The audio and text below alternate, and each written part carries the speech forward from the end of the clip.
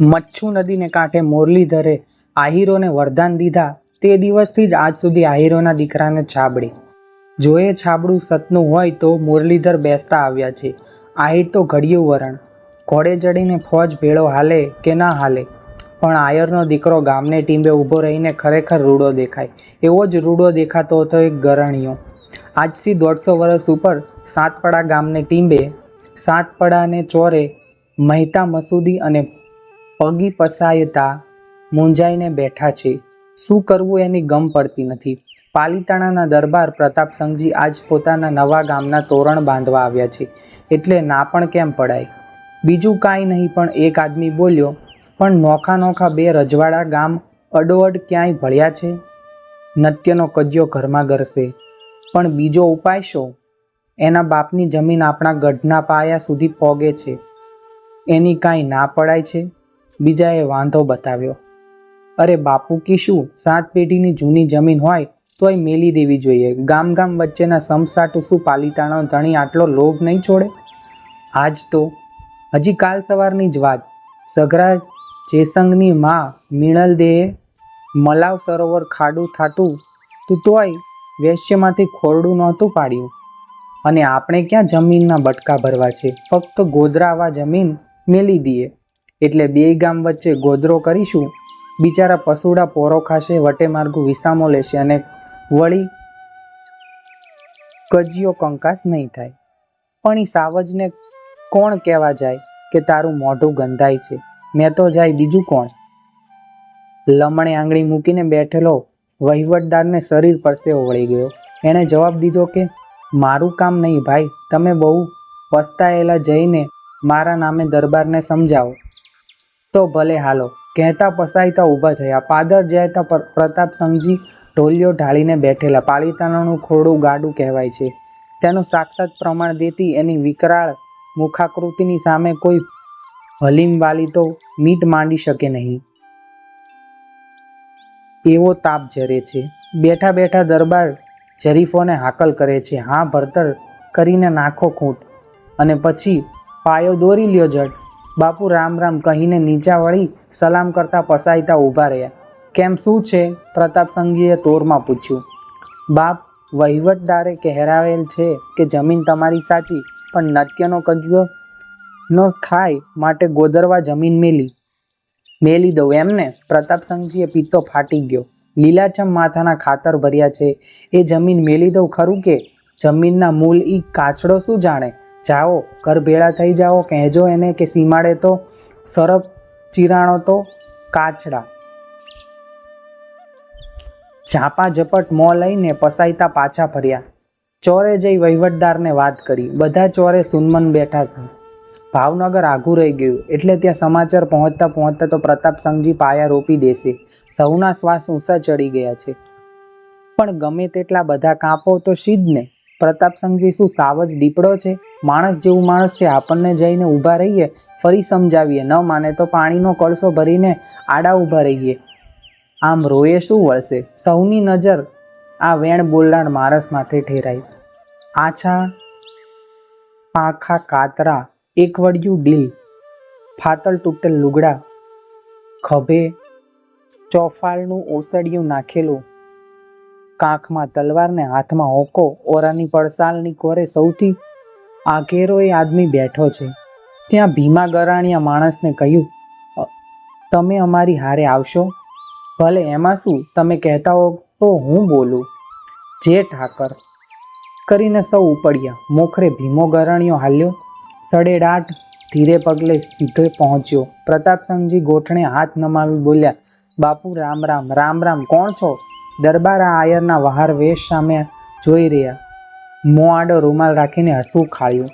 છવતો આયર, ખંખારો રૂઢ આયર મૂઢ. દરબારે મસ્કરી કરી. બોલો આયર ભાઈ, સો હુકમ છે? બાકુ હુકમ અમારા ગરીબને તો શિયા હોય. હું તો આવીને વિનવવા આવ્યો છું કે ગોદરવા જમીન છોડીને ગામનો પાયો નખવા તો સૌનો પ્રભુ રાજી રહે. આયર ભાઈ, પ્રતાપસંઘજીનું તાળવું તૂટું થઈ રહ્યું. તમે ભાવનગરના કારીગર લાગો છો. ના બાપુ, હું તો પસાયતોય નથી. ત્યારે હું તો મુસાફર છું. અસુર થયું ને રાત્રિયો છું. તો પછી આબરૂ સોતા પાછા ફરી જાઓ. અમારે આયરને આબરૂ શી બાપ?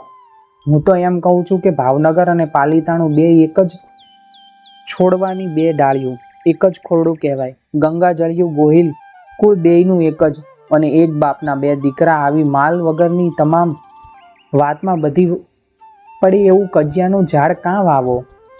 હવે ભાઈ રસ્તો લેને, ભલે ભાવનગરનો ધણી મને ફાંસીએ લટકાવે. અરે બાપ, જેમ જેમ ઠાકોર તપતા જાય તેમ તેમ ગરણીઓ ટાઢો રહીને ડામ દેતો જાય છે. શેત્રુંજયના બાદશાહ એમ ન હોય. હેડા હેડાની આટકે ત્રાટકે અગ્નિ જરે, વજ્જર ભટકાય તે વખતે પછી દાવાનળ ઉપડે. આયરડા પ્રતાપસંઘજીની આંખમાંથી તણખા જર્યા. બાપુ, તમારે આવું તોછડું પેટ ન જોવે, અને ભાવનગર અને પાલીતાણા ખાબડે તે ટાણે તને વૃષ્ટિ કરવા બોલાવશું. તે ટાણે પછી તેડાવ્યાનું વેળું નહીં રહે. ભેંસ્યું એ ઘડીએ માંદામણા પડે તે ઘડીએ ડેડકા બિચારા ઓપાળે ચડે. બાપુ, ઈ ટાણે વૃષ્ટિનો વખત ન રહે. પછી તો જેના ઘર માથે ઝાઝા નળિયા, તો પછી તું તમારા નળિયા ઉતારાવી લેજે. હું તો અસુર થયું છે તે રાત રહ્યો છું, પણ બાપુ રહેવા દ્યો, નીકર તું તો બંધ કરાવીશ. એ થાય એમ પ્રતાપસંઘજીએ જરીફોને હાકલ દીધી. નાખો ખૂટ, ગધેડીઓ ખોદો. આયરડો આવ્યો બંધ કરાવવા. ઠાકોરની હાકલ સાંભળીને જરીફો ડગલું માંડે તે પહેલાં ભીમાનો મ્યાનમાંથી તલવાર ખેંચાણી. ઉઘાડી તલવાર લઈને ભીમો આડો ઊભો અને જરીફોને કહ્યું, જોજો હો ટોચો પડ્યો કે ડાંકા ખડિયા સમજજો. ઘડી પહેલાંનો પામર આદમી ઘડી એકમાં બદલાયો તે બદલતા તો તાળ જેવડો થયો. જરીફોના પગ જાણે જલાઈ ગયા. ઠાકોરની આંખમાં પોતાની નજર પરવીને પડકાર્યું, ત્યાં જ બેઠા રહ્યો. દરબાર, નીકર, ઓખાત બગડી જશે. હું તો આયરડો છું, મરીશ તો ચપટી ધૂળ ભીંજાઈ જશે. પણ જો તમારા ગળાને આ કાળકા લબરકો લેશે ને તો લાખ ત્રાસળિયું ખડખડી પડશે. શેત્રુંજયના ધણીયા સગી નહીં થાય. પ્રતાપસંઘજી આજ જીવતરમાં પહેલી જ વાર સાચા રંગમાં આવેલા પુરુષને દીઠો. 16 કાળાના હતા પણ એક કાળાના થઈ ગયા. આંખોની પાપણો ધરતી કોતરવા માંડી. ત્યાં તો ફરીવાર ભીમો બોલ્યો, અમારું માથું તો ધરધણી માણસનું. દરબાર, ચાળીનો બોકડો માર્યો તોય શું, પણ સાંભળજો, હાલ્યા છો કે હમણાં ઉતારી લઈશ માથું. ચાકડેથી માટીનો પિંડો ઉતારે એમ ભૂવો ધૂણતો હોય એમ ભીમાનું દિલ ધ્રુજી ઉઠ્યું. માણસોએ ભીમાને ઝાલી દીધો. પ્રતાપસંઘજી ઉઠીને હાલી નીકળ્યા. બીજે દિવસે ભળકડે ઉઠીને પાલીતાણે પહોંચી ગયા. આ બાજુમાં સાતપડા વહીવટદારે મહારાજ વત્સંગજીને માથે કાગળ લખ્યો કે આવી રીતે ભીમો ગરાણીયો નામના એક આયરે ભાવનગરની આબરૂ રાખી. એવી તમામ વિગતવાળો કાગળિયો બીડીને એક અસવારને બીડા સાથે ભાવનગર તરફ વહેતો કરી દીધો અને ગામડે ગામડે ભીમા ગરાણીયાના કીર્તનનો ડંકો વાગ્યો. દરબાર કેમ દેખાતા નથી? મામા, એ તો 3 દીથી મેળી માથે જ બેઠા છે, બારા નીકળતા જ નથી. માંદા છે? ના મામા, કાયા તો રાતીણાઈ જેવી છે. ત્યારે ઈ તો રામધણી જાણે, પણ સાતપડેથી આવ્યા તેથી તેલમાં માખી બુડી છે. વાતું થાય છે કે કોઈક આયરે બાપુને મોઠામણ દીધું. ઠીક, બરાબર, આપો દરબારને, મારે મળવું છે. એનું નામ હતું વાળા શામળોભા. દાઠા તરફના એ દરબાર હતા. પાલીતાણા ઠાકોર પ્રતાપસંઘજીના એ શાળા થયા હતા. માથા ઉપર 3 મલોખા મેલીને ફગ બાંધતા હતા. એના ભુજબળથી ખ્યાતિ આખી સરવૈયા વાડમાં પથરાઈ ગઈ હતી. મેળી ઉપર જઈને એને દરબારને હિંમત દીધી. શેત્રુંજયના ધણી ક્યારેય કસુંબા પીવા ન આવે એ રૂડું ન દેખાય, બરાબર, અને એમાં મોઠામણ શું છે? પણ આ ઠાકોર માળો એક આયર નરપલાઈ કરી ગયો. અરે સાંજે એના કાતરિયામાં ધૂળ ભરશું, આયરડું શું? રંગવાળા ઠાકોર કહેતા દરબારને સ્ફૂર્તિ આવી, પણ તરત પાછો ગરણીયો નજરે તરવા માંડ્યો અને બોલ્યા, પણ વાળા ઠાકોર, સાતપડે જવા જેવું નથી હો. આયર બહુ કોબાળ માણસ છે, બહુ વસમો છે, હવે દોથા જેટલો છે ને. અરે રંગવાળા ઠાકોર, પણ વાળા ઠાકોર ઈ તરવાર લે છે ત્યારે તાળ જેવો લાગે છે હો. જાળવો તો ઠીક, તાળ જેવો છે ને કાંઈ નાનો મોટો, એ હું હમણાં માપી આવું છું. દરબાર, તમારા લહેરથી કસુંબો પીઓ, બાકી એમ રોય રાજ નહીં થાય. 150 અસવારે સાંભળો ભા સાતપડાને માથે ચડ્યા. ઢોર વાંભવાની વેળા થઈ ત્યારે સીમમાં આવી પહોંચી રહ્યા. ગોવાલને હાકલ દીધી. પેલા આયડું ક્યાં ગામનો માલ છે? બાપુ સાતપડાનો. હા કે મોઢા આગળ, નીકર ભાલે પરોવી લઉં છું. એ હાકુ બાપા, હું તો તમારો વાછરલ્યો હોય કે વાવ. એમ કહીને ગોવાળે ગાયો ભેંસો ઘોળીને પાલીતાણા માર્ગે ચડાવી. મોખરે માલ ને વાંસે સાંભળા ભાની સેના. ત્રસાંગ ત્રસાંગ ત્રસાંગ સાતપડે ઢોલ થયો. પાલીતાણાની વાર સાતપડા ધણ તગડી જાય છે એમ વાવડ પહોંચ્યા. પણ આયરો બધા જોઈ રહ્યા. 150 અસવાર ભાલે આભ ઉપાડી તરવારો બાંધીને હાલ્યા જાય છે અને જીતાશે સી રીતે? સૌના મોં ઝાંખા પર ઝપટ થઈ ગયા છે. ત્યાં તો ભીમાની ઘરવાળી આયરની બહાર નીકળી. ચોરે જઈને છૂટે ચોટલો એણે ચસ્કો કર્યો. અરે આયરું, એ ભાઈ, એ પસાતિયાઓ કોઈ વાસ નહીં રાખે હો. અને આજ ગરાણીઓ ગામત્રે રાય ગયેલ છે તે ટાણે ભૂંડા દેખાવું છે એમ વાત થાય છે. ત્યાં ભીમો ગરાણીઓ ગામત્રેથી હાલ્યો આવતો દેખાણો. ખોભળે ભાલું, ખભામાં ઢાલોતર, ટીકીએ તલવાર અને હાથીના કુંભાથળને માથે જાતી ડાબા માંડે એવી રાગમાં કોડી. ઝાપામાં આવતા જેણે પૂછ્યું, સો ગોકીરો છે ભાઈ? ભીમાભાઈ દુશ્મનનો ફેરો કરી ગયા. કોણ? પાલીતાણાના દરબારનો સાળો. સાંભળતા જ ભીમાના રૂમાળા ઊભા થઈ ગયા. હાકલ કરી કે એલા આયરો ઊભા થાઓ, નીકર કોઈ વાસ નહીં રાખે. અને આયરિયાણી તારી સાંગે લાવ. પાણીની તરસે ગળે કાંચકી બાજી ગઈ હતી, પણ ભીમે ગરાણીએ ન માંગ્યું. સાંગ માંગી, ઘોડાનું પલાણ ન છાંટ્યું. આરણિયાએ દોટ દીધી. ધણીની દેલિયા સાંગ પડેલી તે ઉપાડીને લાંબી કરી. સાંગ લઈને બાઈ પાછી વળી. માથે મોતી ભરેલી ઈંઢોણી મેલીને હેલ્ય ચડાવી. ખભે સાંભેલું દીધું અને આયરણીએ હાકલ કરી. ઘરે ઘરમાંથી આયરની વહુ દીકરીઓ હેલ્યોને સાંભળે લઈને નીકળી. રણઘેડી આયરને હેલારો ચડ્યો. ગામ હલક્યું. ખંપાળી કોદાળીને લાકડી ઉપાડી. ઢીડિયા ચસકા કરતું ટોળું નિસર્યું. મોખરે ભીમો, તે પોતે ઘોડી ઉપર અને બીજા બધા પાળા. ભીમો એકલો છે પણ 1000 જેવો દેખાય છે. ઘોડીને આગ સોડે લેતો આવે છે. માણસો વાંસે દોડ્યા આવે છે. આયરિયાણીઓ હેલારો ગાજતો આવે છે. સીમાડે માલ દેખાણો. સાંભળા ભાઈએ તો ત્રીજી પાંસળીએ તલવાર બાંધેલી, કપાટ જેવડી ઢાલ ગળામાં લીધેલી ને માથે મલોખા ગોઠવીને ફગ પહેરેલ. વાંસે જુએ તો એક અસવાર વહ્યો આવે છે. અરે એક અસવાર ઉપાડો શું કરતો? એમ વિચારીને થોભા માથે હાથ નાખી ત્યાં ભીમો આવ્યો. હરણ ઘોડા કરી દે એવી ઘોડીની ડાબા ગાજ્યા. હાથમાં ગણન ગણન ગણન સાંગ ફરતી આવે. આવતા જ હાકલ કરી. તાળ જેવડો થયો. ક્યાં છે દરબારનો સાળો? હાકલ સાંભળતા અસવારો ઓજપાણા. ઘડીમાં તો ભીમાઓ ફોજ વચ્ચે ઘોડો ઝંપલાવ્યો. પાડો પાડાને કાઢે એમ એણે ભાના ઘોડાને બહાર કાઢી પાટીએ ચડાવ્યો. લગાફક કરતા ભા ભાગ્યા. 150 ઉજ્જડ મોઢા ઊભા થઈ રહ્યા. ફરકડ હું ફરક એમ ફરડાકાર બોલાવતા ભાના ઘોડાને પોણોક ગાઉને માથે કાઢી જઈને પછી લગભગ થઈ ભીમાએ સાંગ તોડી. બોલ્યો, જો મારું તો આટલી વાર લાગે, પણ મને અને ભાવનગરને ખોટે બેસે તું પાલીતાણા કુંવરનો મામો કહેવાય, પણ જો આ તો નહીં મેલું. એમ કહીને ભીમાએ સાંગ લાંબી કરી સાંભળા ભાને માથેથી મલોખાની ફગ ઉતારી દીધી.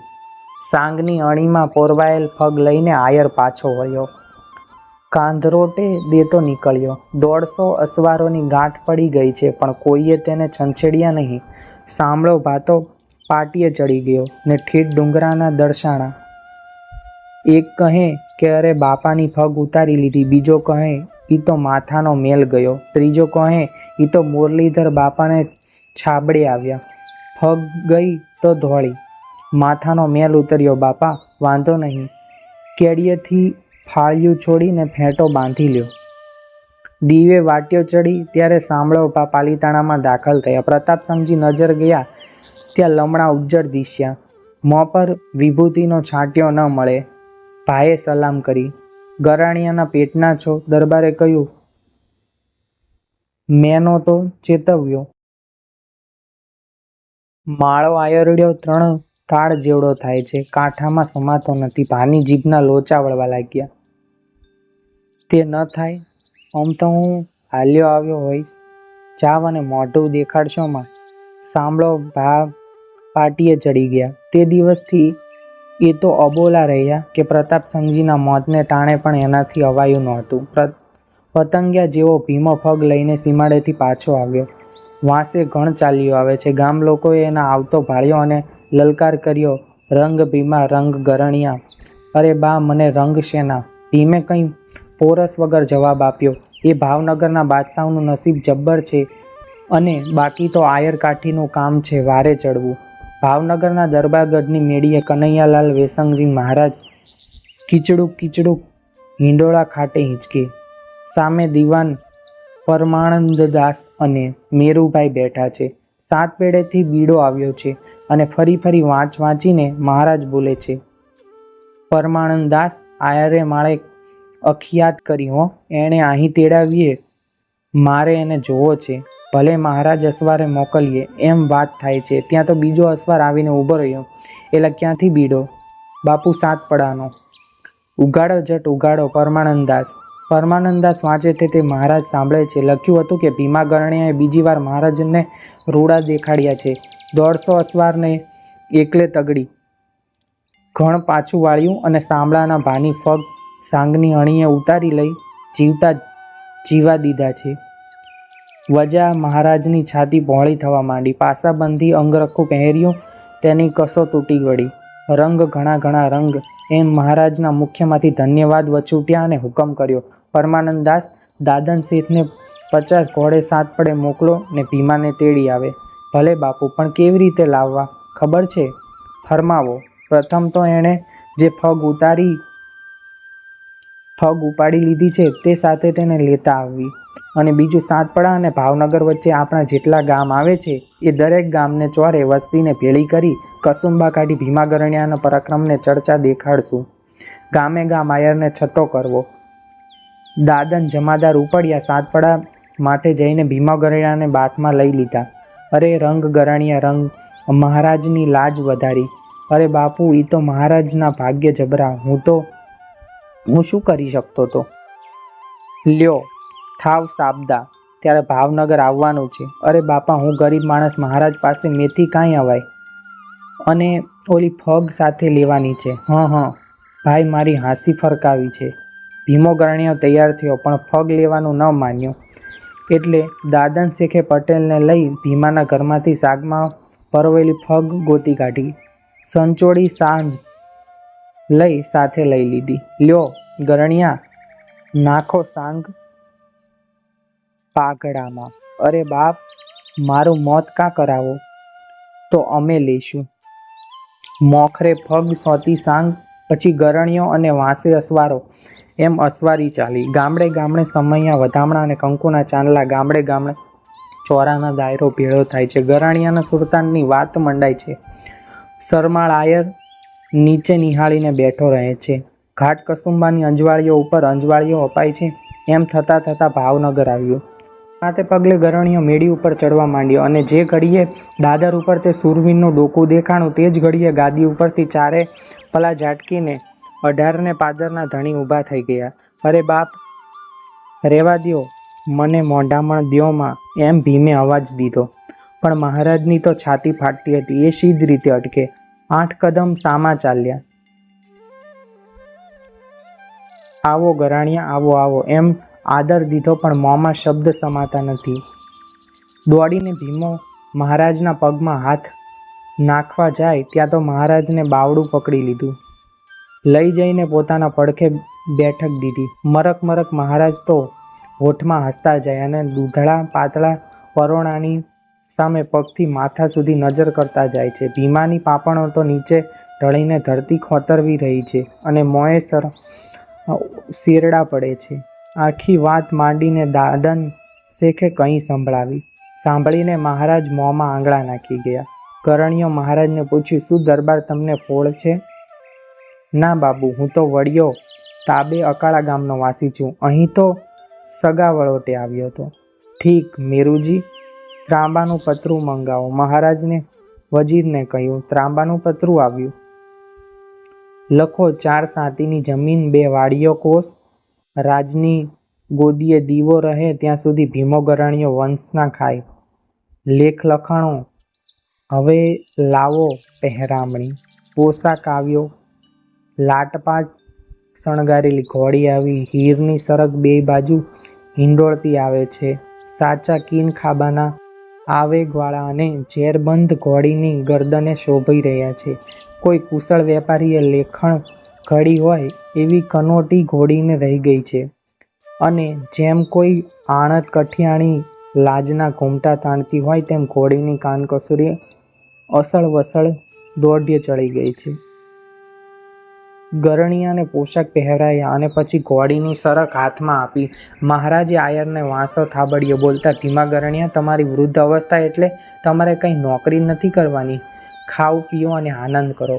12 મહિના ચાલે તેટલું પલાણિયા વીડમાંથી ખડ અને 10 કળસી બાજરો મહારાજે ભેળા મોકલ્યા.